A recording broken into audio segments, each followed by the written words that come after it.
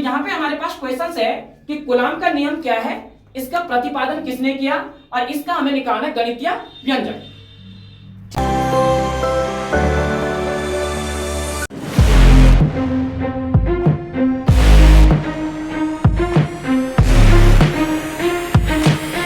हमारे पास क्वेश्चन है कि कूलाम का नियम क्या है, इसका प्रतिपादन किसने किया और इसका हमें निकालना है गणितीय व्यंजक।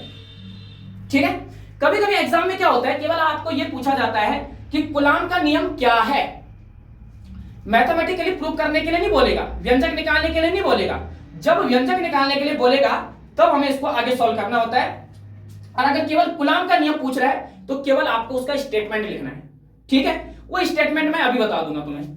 तो यहां पे हमारे पास देखो, ठीक है, सबसे पहले मैं ये बताऊंगा कि कूलाम का नियम दिया किसने था। ठीक है, तो कूलाम का जो नियम था वो दिया था C.S. कूलाम ने। ठीक है, ये इनका पूरा नाम था, C.S. कूलाम ने ये नियम दिया था। ठीक है, और दिया कब था, 1785 ईस्वी में इस नियम का इन्होंने प्रतिपादन किए थे। और ये फ्रांस के रहने वाले थे, फ्रांसीसी साइंटिस्ट थे। बात समझ में आ रही? ठीक है, तो यहां पे और दिया क्यों था उसके बारे में भी पूरी डिटेल्स में आप लोगों को पता होना चाहिए। ठीक है, जैसे कि यहां पे लिखा हुआ है कि कूलाम का नियम जो है वो सन 1785 ईस्वी में फ्रांसीसी वैज्ञानिक C.S. कूलाम के प्रयोगों के आधार पर दो आवेशों के मध्य लगने वाले विद्युत बल के संबंध में एक नियम का प्रतिपादन किया था, जिसे हम कूलाम का नियम कहते हैं। यानी कि जो ये नियम दिया था ये C.S. कूलाम ने दिया था और 1785 में दिया था। और क्यों दिया था कि इन्होंने कोई दो बिंदु आवेश लिए और इन्होंने चेक किया कि उन्हें दो बिंदु आवेशों के मध्य कौन सा बल लग रहा है, आकर्षण बल लग रहा है या प्रतिकर्षण बल लग रहा है। उसी को चेक करने के लिए इन्होंने अपना एक नियम का प्रतिपादन किया था, जिसे हम क्या कहते हैं, कूलाम का नियम कहते हैं। समझ में आ रही है? ठीक है, मैंने क्या बोला कि देखो, अगर हम ये बात पूछे कि कूलाम का नियम कब और किसने दिया था, तो आप लोग इस बात का ध्यान रखना कि कूलाम का नियम C.S. कूलाम ने सन 1785 ईस्वी में दिया था। क्यों दिया था? दो आवेशों के मध्य लगने वाला आकर्षण और प्रतिकर्षण बल के संबंध में उन्होंने जिस नियम का प्रतिपादन किया वो कूलाम का नियम है। मतलब दो आवेशों के मध्य, भाई आवेश हमारे पास या तो प्लस हो सकता है या हमारे पास माइनस हो सकता है। अगर आवेश सजातीयां हैं, मतलब कि हमारे पास प्लस का Q1 आवेश है और यहां पर भी हमारे पास प्लस का Q1 आवेश है, तो मुझे ये बताओ इन दोनों आवेशों के बीच में कौन सा बल काम करेगा। मतलब ये एक दूसरे को आकर्षण करेंगे या प्रतिकर्षण करेंगे। तो हमें बताइए ये एक दूसरे को क्या करेंगे, यहाँ पे प्रतिकर्षण करेंगे। तो उन्होंने यही बताया कि दो हमारे पास बिंदु आवेश हैं और इन दो बिंदु आवेशों के बीच में प्रतिकर्षण बल लग रहा है या आकर्षण बल लग रहा है। इससे संबंधित उन्होंने इस नियम का प्रतिपादन किया था, जिसे हम कूलाम का नियम कहते हैं। और यही चीज यहां पे लिखी हुई है। ठीक है, कि 1785 ईस्वी में फ्रांसीसी वैज्ञानिक C.S. कूलाम ने दो स्थिर बिंदु आवेशों के मध्य लगने वाला आकर्षण तथा प्रतिकर्षण बल के संबंध में एक नियम का प्रतिपादन किया था, जिसे हम कूलाम का नियम कहते हैं। अब यहां पे मैं एक पॉइंट वाली चीज बताऊं तुम्हें, जरूरी नहीं है कि ये एग्जाम में लिखना है। हाँ, अगर बहुत अच्छे नंबर लेके आना चाहते हो तो भाई लिख सकते हो, ये तुम्हारा एक प्लस पॉइंट है कि तुमने वहां पे एक एक्स्ट्रा चीज बता दी ना, एक्स्ट्रा चीज बता दिया कि भाई सन 1785 ईस्वी में इन्होंने खोज की थी और C.S. कूलाम इनका नाम था। क्यों किया था वो सारी चीजें आपने बता दी, वहां पे स्टेटमेंट नहीं बताया। जो नियम है अभी उसके बारे में बात ही नहीं हुई है। नियम सबसे ज्यादा इंपॉर्टेंस है और वो आपको एग्जाम में लिखना ही लिखना है। तो नियम क्या था इनका? ठीक है, इनका नियम क्या था पहले मैं एक बार बता देता हूं। तो जो कूलाम का नियम था वो था कि किन्हीं दो आवेशों के मध्य लगने वाला प्रतिकर्षण अथवा आकर्षण बल दोनों आवेशों की मात्राओं के गुणनफल के अनुक्रमानुपाती या समानुपाती या उसके दूरी के वर्ग के व्युत्क्रमानुपाती होता है। यही कूलाम का नियम था और यही उन्होंने स्टेटमेंट दिया था। समझ में आ रही मेरी बात? लेकिन इसको हम समझेंगे कैसे, इसको एक्सप्लेन कैसे करेंगे, उस चीज को आपको ध्यान देना है। ठीक है, तो मैं एक बार यहां पे देखो, ठीक है, ये सारी चीज यहां पे लिखी हुई है, थोड़ा सा इस चीज को ध्यान दो। ठीक है, कूलाम के नियम की परिभाषा, ठीक है, देखो या कथन, ठीक है, या नियम बोल दो कि देखो किन्हीं दो स्थिर बिंदु आवेशों के मध्य, मतलब इन्होंने क्या देखा कि कोई दो स्थिर बिंदु आवेश है। मान लो एक बिंदु आवेश हमारे पास यहां पे है और एक बिंदु आवेश यहां पे, और कैसे ये स्थिर हैं। स्थिर का मतलब क्या होता है, रुके हुए हैं, मींस गति नहीं कर रहे हैं। ये समझ में आ रही मेरी बात। इसलिए उन्होंने बताया कि क्या, कि किन्हीं दो स्थिर बिंदु, तो ये जो बिंदु हैं ये कैसे यहां पे स्थिर हैं। इसी डायग्राम से पूरी के पूरा स्टेटमेंट आप दे सकते हो, इसी डायग्राम से पूरा का पूरा जो नियम है आप बता सकते हो। ठीक है, अगर ये डायग्राम समझ में नहीं आएगा तो इसको तुम रटते रह जाओगे, और आज याद हो जाएगा कल फिर भूल जाओगे। ठीक है, तो ये ध्यान रखना है कि ये हमारे पास दो स्थिर बिंदु आवेश हैं। मान लो कि यहां पे हमारे पास ये प्लस Q1 आवेश है और ये हमारे पास प्लस का Q2 आवेश है। तो उन्होंने देखा कि इन दो स्थिर आवेशों के मध्य लगने वाला, ठीक है, लगने वाला कौन सा बल, प्रतिकर्षण तथा आकर्षण बल, यानी कि इन दो स्थिर आवेशों के मध्य, यानी कि प्लस Q1 और प्लस Q2 के मध्य। अब अगर यहाँ पे माइनस होता तब तो इन दोनों के बीच में आकर्षण बल लगता, लेकिन अभी यहाँ पर ये भी प्लस है ये भी प्लस है, तो क्या हो रहा है, एक दूसरे को प्रतिकर्षित कर रहे हैं। तो दो स्थिर आवेशों के मध्य लगने वाला आकर्षण अथवा प्रतिकर्षण बल, दोनों आवेशों के बारे, दोनों उसके बारे में बात की उन्होंने। ठीक है, कि इन दो स्थिर आवेशों के मध्य लगने वाला आकर्षण अथवा प्रतिकर्षण बल लग क्या रहा है, बल। बल यानी कि क्या लग रहा है, एफ। क्या लग रहा है, एफ। भाई फोर्स, बल को क्या कहते हैं, फोर्स, और इसको हम किससे रिलेटेड, किससे रिप्रेजेंट करते हैं, एफ से रिप्रेजेंट करते हैं। समझ में आ रही मेरी बात। तो यहां पे देखो एफ इक्वल्स टू, थोड़ा सा समझना है यहां पे, ठीक है। तो देखो कि उनके दोनों आवेशों के मात्राओं के गुणनफल के अनुक्रमानुपाती। ठीक है, अच्छा कितने लोगों को पता है कि अनुक्रमानुपाती और समानुपाती क्या होता है। अनुक्रमानुपाती और समानुपाती एक ही होता है, और इसका सिंबल लगता है कुछ इस प्रकार से, यह अनुक्रमानुपाती या समानुपाती होता है। व्युत्क्रमानुपाती भी ऐसे ही होता है, सिंबल ऐसे ही होता है व्युत्क्रमानुपाती का, लेकिन जो लिखने का ढंग होता है ना वो चेंज हो जाता है। कैसे, जैसे मान के चलो मैंने यहां पे आर लिखा, लेकिन इसने बोला कि इसके दूरी के वर्ग के व्युत्क्रमानुपाती है, तो इसको तुम्हें इसका व्युत्क्रम करना पड़ेगा। मतलब इसके बटे में कितना है यहाँ पे, एक, तो एक जाएगा ऊपर और आर आएगा नीचे, व्युत्क्रम ऐसा होता है। साइन व्युत्क्रमानुपाती, अनुक्रमानुपाती और समानुपाती का एक जैसा ही होता है, कंफ्यूजन क्रिएट मत करना इस चीज में। ठीक है, तो इस बात का आप लोग बड़े ध्यान रखोगे कि अनुक्रमानुपाती समानुपाती, ये अनुक्रमानुपाती या समानुपाती एक ही चीज है, और व्युत्क्रमानुपाती अलग होता है। व्युत्क्रम अनुपाती में क्या हो जाता है, चेंज हो जाता है, मतलब उल्टा हो जाता है, उसका अपोजिट हो जाता है। समझ में आ रही है मेरी बात। ठीक है, तो यहां से आप लोगों को थोड़ा सा इन चीजों के बारे में अच्छे से मालूम होना चाहिए। ठीक है, तो ये रहा पूरा स्टेटमेंट, अभी मैं समझाऊंगा इसको दोबारा से। तो ये मेरा स्टेटमेंट है यहाँ पे, ठीक है, और इसके बाद यहाँ पे कूलाम के नियम की हमें गणितीय व्याख्या करनी है। ठीक है, तो इसकी गणितीय व्याख्या जब हम करेंगे, लेकिन इसकी गणितीय व्याख्या करने से पहले हम क्या करते हैं, थोड़ा सा इसको समझ लेते हैं यहाँ पे। ठीक है, तो देखो इसने क्या बोला कि दो स्थिर आवेशों के मध्य, ठीक है, और इनके बीच की जो दूरी है ना, इनके बीच की दूरी मान लो कितनी है, आर है, यानी कि इन दोनों के बीच की दूरी आर है, यानी कि Q1 और Q2 के बीच की दूरी कितनी है, आर है। तो यहां पर इन्होंने क्या बोला कि दो स्थिर बिंदु आवेशों के मध्य लगने वाला आकर्षण अथवा प्रतिकर्षण बल, दोनों आवेशों की, दोनों आवेश कौन कौन से हैं, एक हमारे पास क्या है, Q1 है, और एक हमारे पास क्या है, Q2 है। दोनों आवेशों के गुणनफल के क्या होता है, ये हो गया गुणनफल Q1, दोनों आवेशों के गुणनफल के अनुक्रमानुपाती, ठीक है, तथा उसके दूरी के वर्ग के क्या होता है, व्युत्क्रमानुपाती होता है। एफ मैंने बोला देखो व्युत्क्रमानुपाती में भी साइन ऐसे ही रहेगा, इसकी दूरी कितनी है यहाँ पे, आर, और आर है तो ये अभी आर बटे एक है, तो इसके दूरी के वर्ग के बोला इसने, तो एक बटे आर, और इसकी दूरी का वर्ग हो गया ये, इसके दूरी के वर्ग के क्या, व्युत्क्रमानुपाती होता है।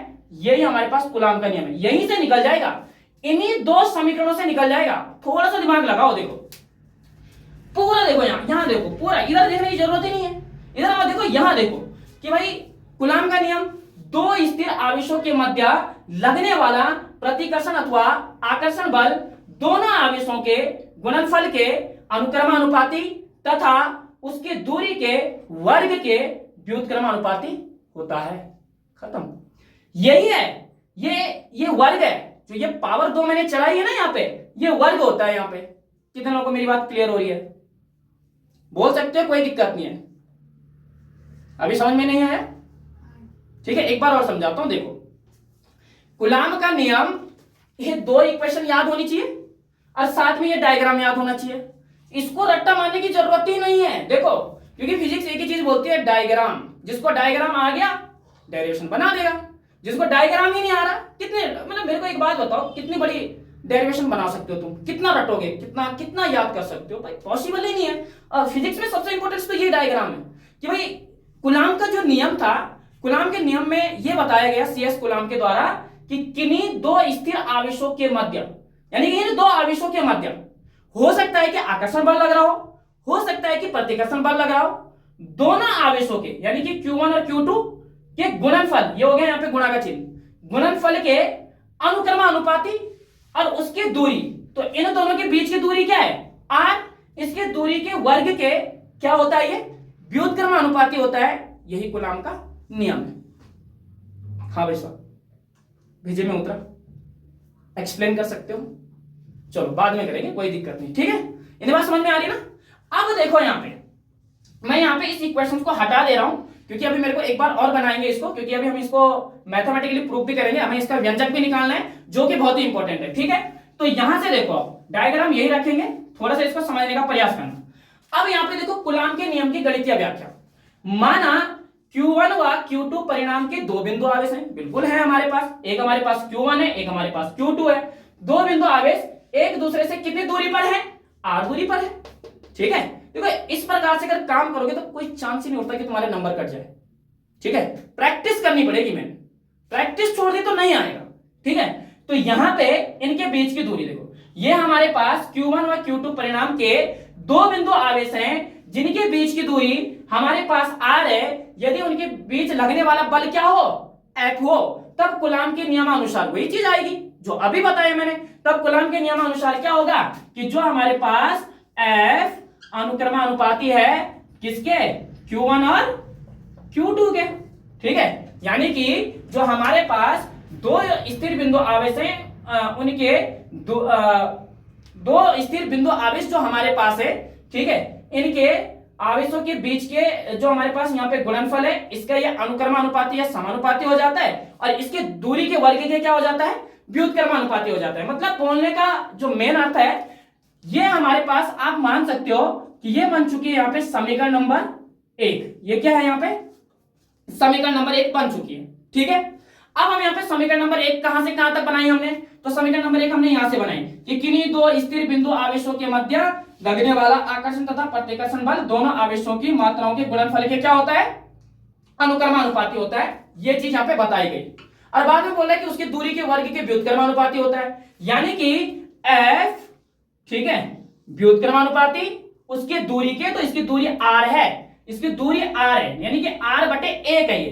तो इसको अपोजिट करना है। व्युत्क्रम का मतलब ये होता है, व्युत्क्रमानुपाती का मतलब होता है कि 1 ऊपर जाएगा और R नीचे आएगा, और साथ में इसका वर्ग भी करना है।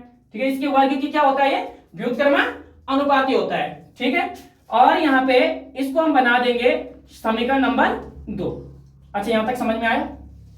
यहां तक समझ में आया? एक बन गई समीकरण नंबर 1, एक बन गई समीकरण नंबर 2। अब हम क्या करेंगे? समीकरण नंबर 2 और 1 की क्या करेंगे? यहाँ पे मल्टीप्लाइकेशन कर देंगे।